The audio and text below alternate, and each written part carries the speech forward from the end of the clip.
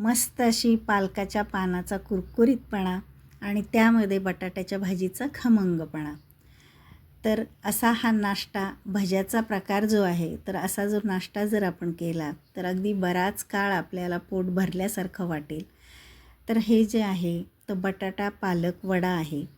तर अगदी करायलाही सोपा आहे आणि अतिशय टेस्टी हा प्रकार आहे. तर नाश्ता जर आपण आता ह्या पावाबरोबर जर खाल्लं हे तर अतिशय मस्त अगदी पोटभरीचा हा नाश्ता तयार होतो. किंवा तुम्ही टोमॅटो केचप बरोबरसुद्धा खाऊ शकता किंवा नुसतासुद्धा तुम्ही खाल्लात तरीसुद्धा अगदी टेस्टी लागतो. तर गरमागरम हा बटाटा पालक वडा कसा करायचा ते आज आपण पाहूयात. चला तर मग. तर पहिल्यांदा बघा पालकाची मी गड्डी घेतली. त्यामध्ये लहान मोठी अशी पालकाची पानं असतात. तर मी त्यामध्ये शोधून अगदी छोटे छोटे पानं मी काढून घेते, म्हणजेच आपल्याला तळायला छान असे सोपे जातील. तर छोटी छोटी पालकाची पानं मी काढून घेते आणि त्याचा थोडासा देठ आपण काढून घ्यायचा आहे.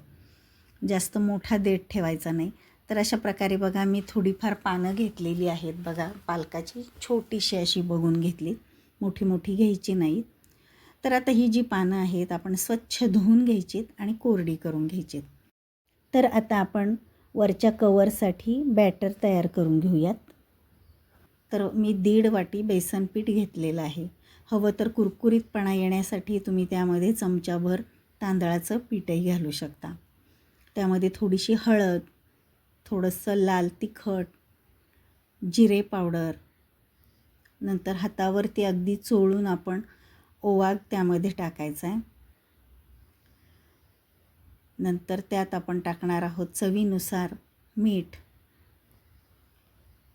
आणि आता हे सगळं आपण आता एकदा मिक्स करून घेऊया.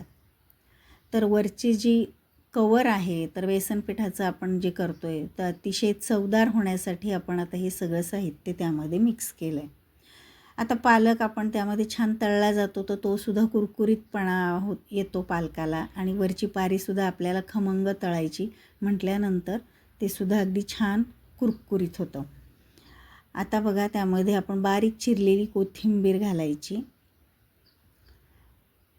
आणि आता हे पुन्हा चांगलं मिक्स करून घ्यायचं.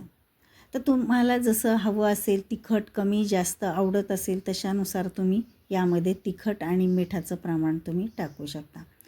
आता अगदी थोडं थोडं पाणी टाकून आपण हे पीठ चांगलं मळून घ्यायचं. तर हे आपण जसं नॉर्मल भज्याचं पीठ मळतो, भज्याचं पीठ जसं करतो तशाच पद्धतीचं हे पीठ आपल्याला मळून घ्यायचं. पण आपलं बेसन पीठ वेगवेगळ्या जुन्या डाळीचं नवीन डाळीचं असतं, त्यामुळे पाणी कमी जास्त लागू शकतं. त्यामुळे त्याचं प्रमाण मी काही तुम्हाला सांगत नाही. पण असंच आपण थोडं थोडं पाणी घालून त्यामध्ये आपण आता हे पीठ चांगलं मळून घेऊयात. तर चमच्याने मी आता मिक्स करत जाते. तर रिबनसारखं असं आपलं हे जे पीठ आहे ते तयार व्हायला हवं. आपण केकचं पीठ कसं मळतो, बॅटर कसं करतो तसंच हे पीठ आपल्याला करून घ्यायचं. त्या चमच्याने मी आता चांगलं मिक्स करून घेते. तर आता ह्या गुठळ्या सगळ्या मोडून घ्यायच्यात बेसन पिठाच्या. त्यामुळे अगोदरच बेसन पीठ तुम्ही चाळून घ्या. आता थोडं थोडं पाणी मी घालते बघा. आता जसं जसं हे पीठ आपण अगदी मिक्स करू पाणी त्यामध्ये तर त्याचा रंगसुद्धा अगदी बदलला जातो.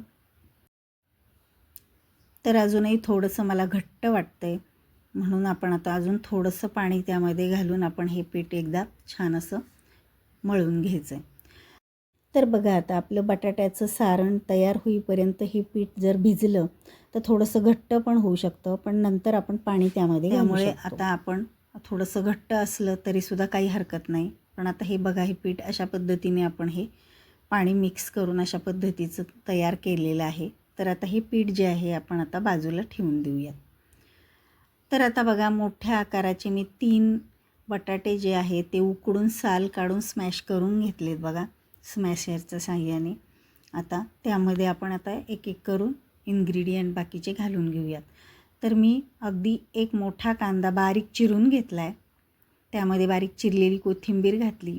नंतर धने पावडर, हळद, लाल तिखट, हिंग, नंतर अर्ध्या लिंबाचा रस आपण त्यामध्ये पिळून घेतला आहे.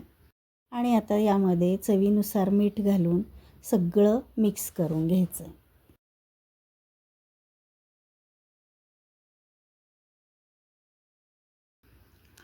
तर हे आपली बटाट्याची ही भाजी तयार झाली एक प्रकारे. आणि आता या पिठामध्ये अगदी आपण चिमूटभर सोडा घातला आहे आणि आता हे मिक्स करून घेतलं आहे. तर आता बघा थोडा वेळ ठेवल्यानंतर हे पीठ पुन्हा थोडंसं घट्ट होतं. तुम्हाला जर घट्ट वाटलं तर थोडंसं पाणी घालून तुम्ही पुन्हा हे मिक्स करून घेऊ शकता. तर आता मी तेल तापायला ठेवलं आहे कढईमध्ये. तर त्यातलंच तेल 1 चमचा मी यामध्ये कडकडीत तेल घातलं आहे, म्हणजे तेलाचं मोहन घातलं आहे आणि आता हे मिक्स केलं आहे. तर बघा आता हे पीठ अगदी आपलं परफेक्ट आहे. जास्तही पातळ करायचं नाही किंवा जास्त घट्टही करायचं नाही. आता पालकाची पानं जी काढून घेतलेली होती त्यातलं एक पान मी घेतलेलं आहे. अगदी सुईची बाजू जी आहे ती आपण खालच्या बाजूला केली आणि उलटी बाजू वर केली आणि त्यावरती ही बटाट्याची भाजी जी तयार केलेली आहे ती पसरवून घ्यायची आणि पुन्हा दुसरं पान आपण उलटी बाजू खाली करायची आणि सुईची बाजू वर करायची, म्हणजे दोन्ही साईडने सुईची बाजू आली पाहिजे. अशा पद्धतीनेही आपण पालकाची पानं त्यावर ठेवायची आणि आपल्या ह्या बॅटरमध्ये चांगलं घोळवून घेऊन तापलेल्या तेलामध्ये हळू सोडून द्यायचं. आता मीडियम गॅसवरती हे जे पालकाचं पान आहे हे दोन्ही, आता हे जे आहेत वडे जे आहेत आपण बटाटा पालक वडे जे म्हणतोय ते आपण तळून घ्यायचं.